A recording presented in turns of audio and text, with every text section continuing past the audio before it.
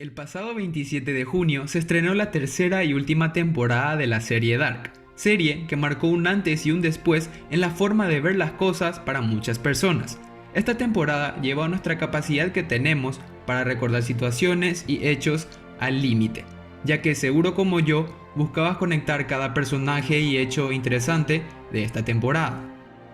Esta última entrega de la serie para muchos fue la mejor y para otros simplemente ya parecía una sucesión forzada de los hechos a medida que pasaban los capítulos. Pero aún así, esta nueva temporada tuvo muchos puntos a favor, en especial por cómo lograron explicar mucho mejor varios fenómenos físicos que no quedaron tan claros en las dos anteriores temporadas. Y sobre esto último, esta temporada trajo consigo muchos nuevos hechos y teorías científicas, que estoy seguro que a más de uno nos hicieron abrir bien los ojos y oídos para no perdernos así ni una palabra ni ninguna frase de las explicaciones de estas teorías que daba el relojero. Pero muchos otros fenómenos quedaron sin explicación igualmente y otros con una explicación muy breve. Y por eso, ponte cómodo porque el día de hoy les traigo La ciencia detrás de Dark, parte 2.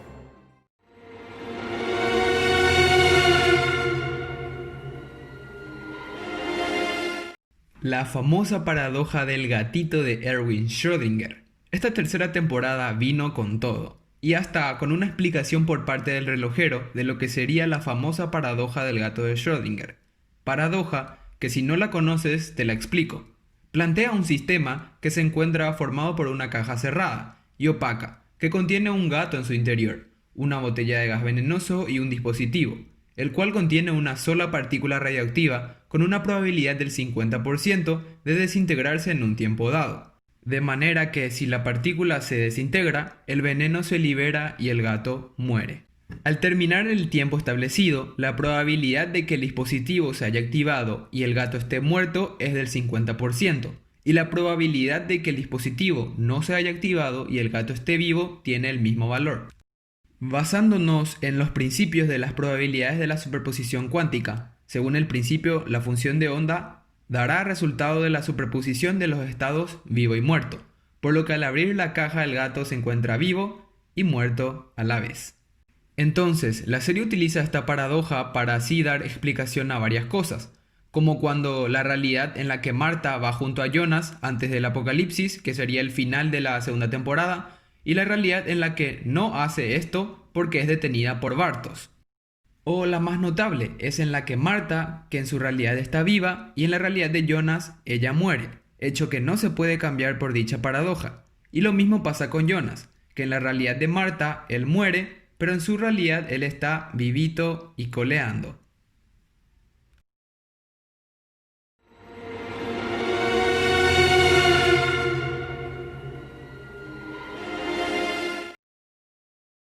Seguramente muchos de ustedes ya sabrán qué es la Matrix o qué significa, según la famosa película con el mismo nombre, interpretado por el talentoso Keanu Reeves. Pero para los que no, aquí les viene un breve resumen. La Matrix es un ambiente de relación entre cosas y sucesos creados y controlados artificialmente. Una importante característica de la Matrix es que en ella incluso las personas son considerados, por así decirle, cosas, ya que la idea de un mundo irreal, al que se lo percibe como real, es una alegoría acerca de la alineación denunciada por ciertos postulados filosóficos, donde la idea de la Matrix sirve como una especie de parábola, por así decirlo, para ilustrar el concepto de una falsa realidad opresiva, descrita de diferentes formas por diferentes filósofos como Karl Marx o Friedrich Nietzsche. De hecho, que a lo largo de las 3 temporadas de la serie aparecen muchas frases y referencias hacia Nietzsche, haciendo honor a él y a sus filosofías. Bajo el famoso concepto de que no vivimos en un mundo real, sino en un mundo que han puesto ante nuestros ojos, la Matrix se convertiría en un referente de la ciencia ficción, en un fenómeno que perdura a lo largo de los años. Y para Dark, esto no se ha quedado atrás, y se ha basado también en este concepto para la explicación y creación de gran parte de la trama de esta tercera temporada. Para ponernos entonces en contexto, la Matrix, al ser una realidad ya supuestamente preestablecida y creada por una máquina o inteligencia superior, que en el caso de la serie fueron creadas por la máquina del relojero, que de hecho esto da explicación a los viajes en el tiempo y de por qué todas las fallas y errores en las realidades de Marta y Jonas suceden, que de hecho me hace acordar cuando Jonas le dice a Marta, debajo del puente, la frase error en la Matrix, pues, lastimosamente, tristemente la verdad, toda la realidad de Jonas es un completo error. Pues bien, volviendo hacia la trama, nuestros personajes no pueden presuntamente escapar de su destino, que es justamente lo que pasa en la serie, ya que vemos que no importa qué caminos o qué decisiones tomen, estos ya habían tomado presuntamente estas decisiones en un pasado, por lo que los lleva a un mismo destino una y otra vez. Hasta que una persona, como lo dijo justamente Claudia Tiedemann, viaje a la realidad de origen, que es donde se originaron las realidades alternas, y así pueda impedir la creación de esta máquina o ordenador. Pero al hacer esto, obviamente tampoco nada de lo que habríamos visto o recordado habría existido, siendo simplemente un mal o un buen recuerdo.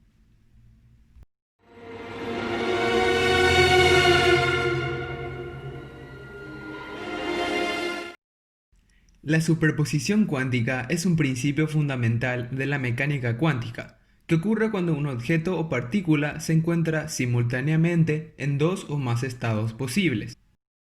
La superposición también contesta a la famosa pregunta de que si un objeto o algo puede estar en dos lugares a la vez. Pues sí, en el mundo de la mecánica cuántica esto es posible, por medio del estudio del movimiento del electrón como onda. La superposición cuántica se basa en un sistema de probabilidades. En un lugar donde la onda sea más intensa, habrá más probabilidades de que nos topemos con el electrón, y donde sea menos intensa, habrá así menos probabilidades. Sería lo que se conoce como la naturaleza de la aleatoriedad de la mecánica cuántica. Un famoso experimento de este hecho es el que se realizó en 1801, el experimento de la doble rendija, que demostró que un mismo electrón podría pasar por dos rendijas a la vez. En la serie utilizan la superposición cuántica, según como nos explica el relojero, para así poder dar una explicación o motivo de por qué podrían existir dos personajes a la vez en una misma realidad, como sería el caso de Jonas, Adán y Jonas adulto. O también el ejemplo del hijo de Jonas y Marta, que inclusive podemos observar que se encuentra en sus tres periodos de vida, uno de niño, otro de adulto y otro de anciano, conviviendo así en un mismo universo a la vez. Siendo un poco creepy de hecho porque, como veíamos en la serie, hasta los movimientos los hacían igual, haciendo una pequeña referencia a cómo dos átomos iguales en la superposición presentan movimientos ondulatorios similares simultáneamente. Obviamente en la serie exageraron a grandísimos rasgos lo que realmente es una superposición cuántica, pero igual estoy seguro de que por el amor que tenemos hacia Dark, a todos de igual manera nos fascinó.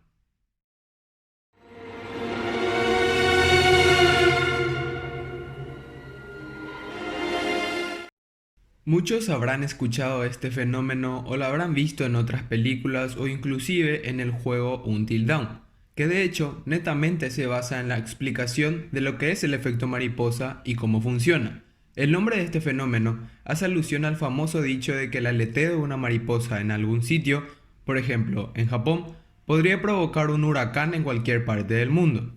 Desde el punto de vista científico, el término efecto mariposa despegó gracias a James Blake en 1987, en su libro Caos, la creación de una ciencia, donde se podría sacar una cita que explica en pocas palabras este fenómeno. Existían valores de los días que había simulado anteriormente que no coincidían con los que había calculado esta vez. De repente comprendió la verdad. El ordenador almacenaba 6 decimales, 0, 5, 0, 6, 1, 2, 7. En la impresión, para ahorrar espacio, aparecían únicamente 3, 0, 5, 0, 6. Lorentz había introducido la expresión más corta, redondeada, convencido de que la diferencia, una milésima parte de hecho, era de poca importancia. En el sistema de ecuaciones de Lorentz, los errores ínfimos tenían efectos catastróficos.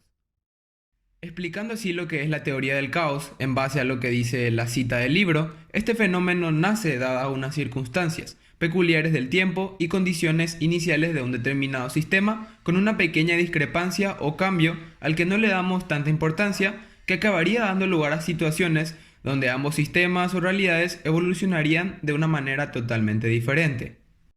Para que se pudiera entender un poco mejor, damos como ejemplo lo que sucede en el capítulo final. Para reparar los errores en la realidad, Jonas y Marta tenían que tristemente evitar que sus realidades fuesen creadas, evitando así que la familia del relojero muriese en el accidente en el puente, eliminando así el camino futuro o realidad que conduciría al relojero a construir la máquina del tiempo, que generaría las realidades de Marta y Jonas, un pequeño cambio que significó mucho para el futuro, dando así una solución aparente a todos los problemas presentados en la serie, el cual fue eliminando inclusive la creación de estos desde raíz, dando así un final emotivo y triste de la serie para todos nosotros.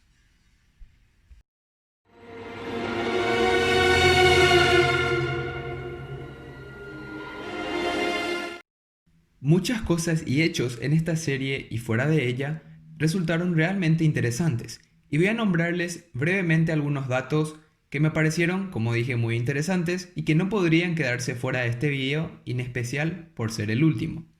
Seguro notaron el gran parecido entre el actor que hace de Peter Doppler, interpretado por Stefan Kamwirth, y su versión del pasado, que vimos en la escena con Charlotte en la parada de bus. Pues este parecido es debido a que ambos actores en realidad son padre e hijo en la vida real. Y no solo ellos son los únicos parientes en esta serie, también lo son el actor que da vida a la versión adulta del hijo de Marta y Jonas, interpretado por Jacob Dial, y su padre que da vida a la versión más anciana del hijo de Marta y Jonas, Hans Dial.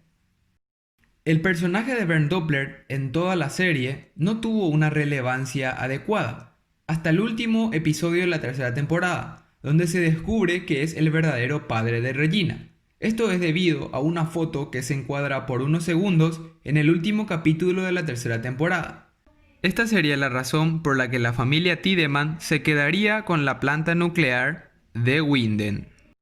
El último dato que me parece interesantísimo es el nombre real de Alexander Tiedemann y el supuesto asesinato que cometió que lo llevó a acabar en Winden.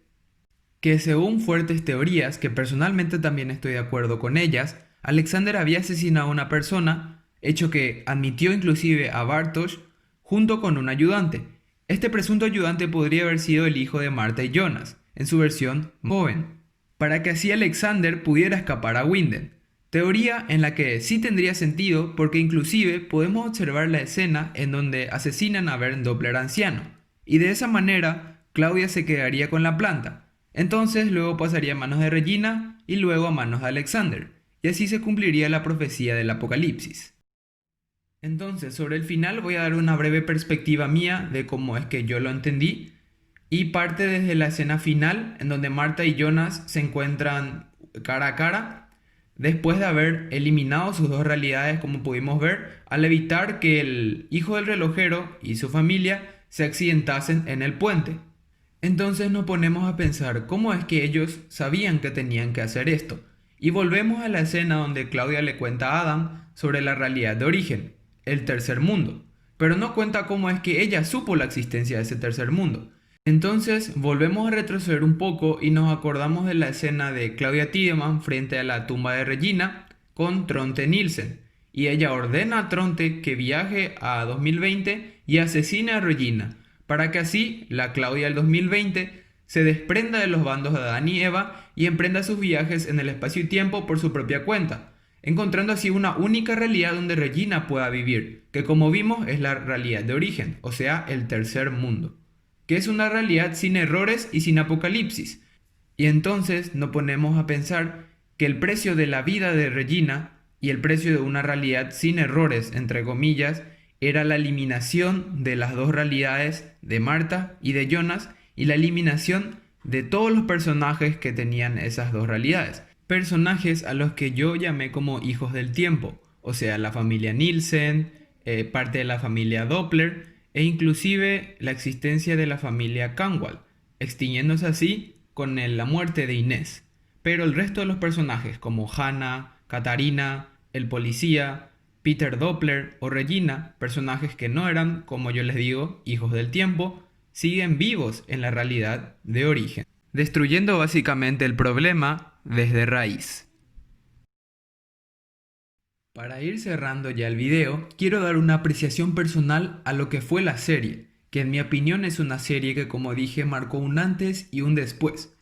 En la serie de estos géneros, que sería el suspenso y el drama, y es una de las únicas series que desde mi perspectiva logró combinar hechos físicos, filosóficos y hasta bíblicos, de una manera que no parezca aburrida, sino todo lo contrario. Pero como todo lo bueno empieza, también tiene que llegar a su fin, y este era el turno de Dark, ya que alargarlo le quitaría el gusto y el cariño a la trama que hasta esta temporada supieron conectar absolutamente todo y de una manera sin igual. Solo quedaría por decir entonces un gracias y un adiós. Red roses too, I see them bloom for me and you, and I think to myself,